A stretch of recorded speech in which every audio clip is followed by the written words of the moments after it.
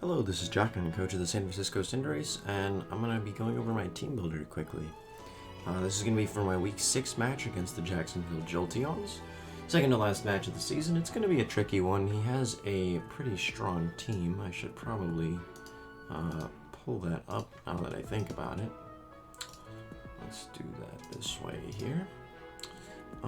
So we have G-Max Charizard, Ferrothorn as his S tier, Sylveon, Drapion, Seismitoad, Silvally, Hitmonchan, Raichu, Steelix, and Tauros as possible things that can come this week. Now, I believe he's likely to just bring his top 6. If he brings something outside of those top 6, it's probably going to be the Raichu if I had to guess.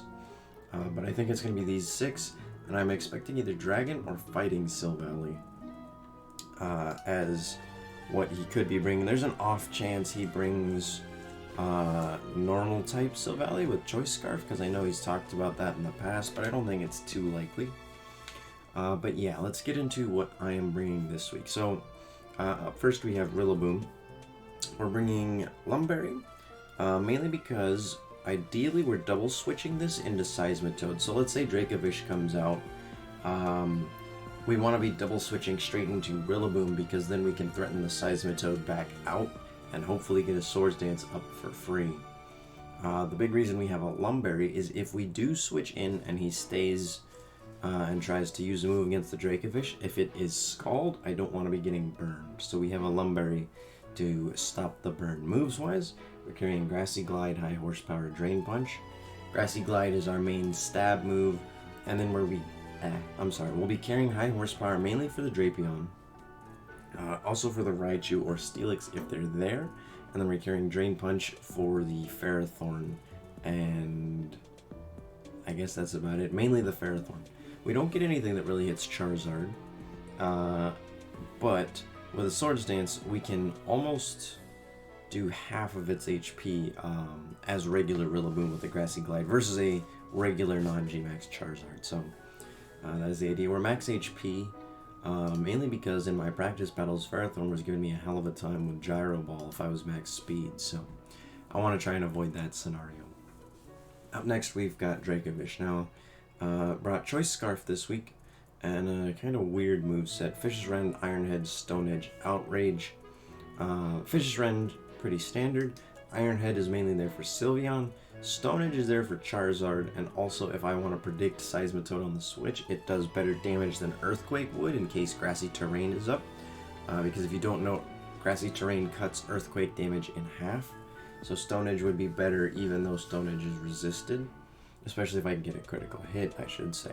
And then Outrage is really good against most of his team if I can get Sylveon out of the way. So Outrage is there just in case. Also there in case the Silvally is Dragon Silvally like I think it is. Then it's not going to be faster than me, so I'd be able to get an Outrage off and likely kill it. So that is the idea behind Mr. Dracovish. Choice Scarf, it's going to let him be faster than everything. Even the Raichu and the Tauros. The only thing that would be faster is something Scarfed, or if Charizard gets a max Airstream off. So that's the idea there. So Skarmory this week is up next. Hold on, this is gonna bug me if I don't move him. There we go. Skarmory is up next. We're running Akaberry Skarmory.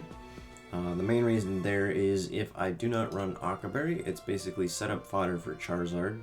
It can't do much to the Charizard to stop it. Otherwise, Skarmory has an outstanding matchup this week. There's not, like, a lot of his big things that threaten or check my things get checked by Skarmory. Seismitoad's a really good Dracovish check, but Skarmory comes in for free on the Seismitoad. There's nothing Seismitoad does aside from a Fire Punch that scares Skarmory, and if he's running Fire Punch, he's missing a moveset to threaten something else on my team, so I'm not worried about the Seismitoad. The Drapion, unless it gets multiple Swords Dances, isn't threatening. It has to be at like +3 or +4 before it starts getting scary to Skarmory, and then it has to be carrying probably like, I don't know if it gets Drain Punch or Close Combat, but some fighting coverage or something other than knockoff to really scare Skarmory. The same would go for Hitmonchan or Steelix, or even any of the physical Silvally variants. Ferrothorn can't really do much, but granted, I can't do much to Ferrothorn. And on top of that, this week, I'm bringing Max Special Defense Skarmory. The reason there is that even a Specs Sylveon doesn't do enough with a Hyper Voice to two-shot me. So if I get a Toxic off and start roosting, then I will be able to outlast the Sylveon. The moves we're carrying is Roost, Rock Slide, Toxic, Iron Head. I have debated on putting Stealth Rocks over Rock Slide, but I see a lot more common scenario being Charizard switching in the turn Skarmory comes out. So setting up Rocks would be useful, because then Charizard is not going to take the damage anyways, so you're better off just Rock Sliding him. So that's why I think I'm bringing Rock Slide. I debated on Defog because he does have 2 solid Defog users. Sorry, I had to make sure I was recording there. I had a bad feeling I wasn't. He does have 2 solid Stealth Rocks users in Ferrothorn, Seismitoad. Ferrothorn can even run Spikes if it wants to, so there is an argument to be made for Defog. But I think I can get away without it. I had originally planned Heavy Duty Boots on Salazzle, but I don't think it's a huge deal. Salazzle should probably only be coming in once or twice at most anyways, so I'm not too worried about that. So this is the moveset we're going to go with. The Toxic is mainly to stall out Seismitoad, because unless I'm running Body Press, there's not a great way to deal with it. And I really needed Iron Head to hit Sylveon if I'm switching it on Sylveon. So we kind of had a little tight on the moves, or it was tough to decide on what moves to bring on Skarmory, but this is what we ended up with. Up next we have Salazzle. I debated on Heavy Duty Boots, but I like the Life Orb for a little extra damage on Salazzle. We're keeping Corrosion as always, not worried about Taunt this week, even though he does have a couple things that get it. Then we're running Flamethrower, Sludge Wave, Toxic, Nasty Plot. Toxic is really strong this week if I can get it off. Toxicking that Ferrothorn would be extremely nice. Toxicking anything would be very nice.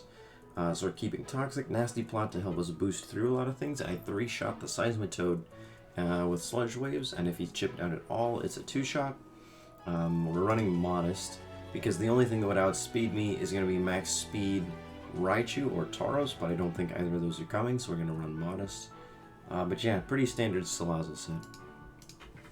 Up next we have Umbreon, and you might think because I'm running Specially Defensive Skarmory, I should be running Defensive Umbreon, but I'm going to stick with Special Defense Umbreon, because in literally every other case than Sylveon, Umbreon should be my special wall. It walls Charizard better, it walls Special Seismitoad better, it's going to wall, Raichu, Special Silvally better. Like, Umbreon still is the better defensive wall. Skarmory is still a defensive wall. You can see he still has base 160 with no investment other than the 4. So we're going to be keeping Umbreon as our special wall. Moves, we're going to be running Wish, Protect, Foul Play, Yawn with Leftovers, Synchronize. Wish, Protect, Foul Play, pretty standard. I think I've run it every week. And then Yawn, because I want some way to force the Ferrothorn out. Or if he doesn't switch it out, then it goes to sleep. That's the idea. And it's not just for Ferrothorn. But I did want some move to threaten Ferrothorn, because a Foul Play isn't going to be doing much to Ferrothorn, unfortunately. But yeah, pretty safe Umbreon set, meant to wall with Charizard. The biggest thing Charizard can do that scares me is set up Gmax Wildfire, and that's all the leftovers that are to help mitigate. He can Focus Blast, which would be Gmax Knuckle. But the reason I don't think he's likely to do that is that a Gmax Knuckle is going to boost his attack and give me more damage with Foul Play. So I'm not too worried about it. Worst case scenario, he's going to be max Airstreaming. And then we have Boltund. Now, Boltund is interesting in that outside of Seismitoad, he's actually got a pretty good matchup. Thunderfang is going to be almost... It has a chance to one-shot Gmax Charizard. Firefang almost one-shots Ferrothorn. And then Thunderfang is going to be doing a ton of damage to everything that's not Seismitoad. And then we're carrying Psychic Fangs to hit Seismitoad. So Boltund can do a lot of damage this week if I play him properly. But the main reason I brought him is I want to lead Boltund in case he leads Charizard. I don't want to let him get a free max Airstream off. So being able to Thunderfang on the lead Charizard is the main reason he's here, because Thunderfang at worst does 87.5%, and that gets him within Grassy Glide range of Rillaboom.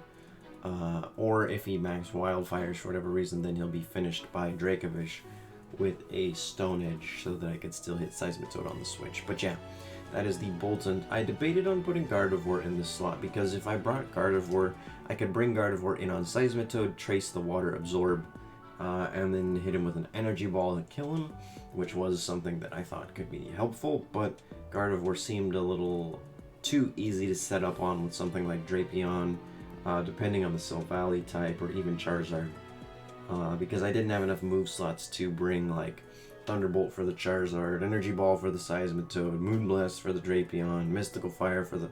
There was just too many things I would have needed to bring to cover all of the possible matchups, so I felt Boltund was a little better.